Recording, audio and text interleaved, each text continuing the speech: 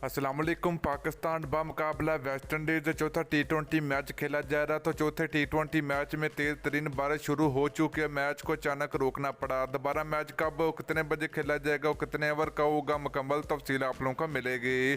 तो दोस्तों, उससे पहले अगर आपने अभी तक से वीडियो को लाइक नहीं किया तो वीडियो को लाइक करें, उसके बाद चैनल को सब्सक्राइब करें और बेल आइकन जरूर अनेबल करें ताकि आप लोगों को मजीद क्रिकेट की वीडियो मिलती रहेगी। तो चलिए दोस्तों, पाकिस्तान और वेस्ट इंडीज़ के दरमियान चौथा T20 मैच खेला जा रहा था। तो चौथे T20 मैच में पाकिस्तान टीम के कप्तान बाबर आजम ने टॉस जीतकर पहले वेस्ट इंडीज़ क्रिकेट टीम को बैटिंग करने की दावत दी।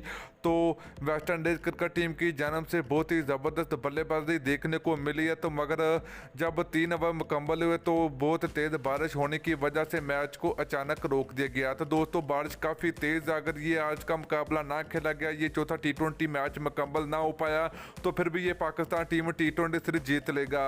तो दोस्तों, ये पाकिस्तान टीम के लिए और पाकिस्तान क्रिकेट फैंस के लिए बहुत बड़ी खबर होगी। तो दोस्तों, बारिश बहुत तेज़ है, इसके मुताबिक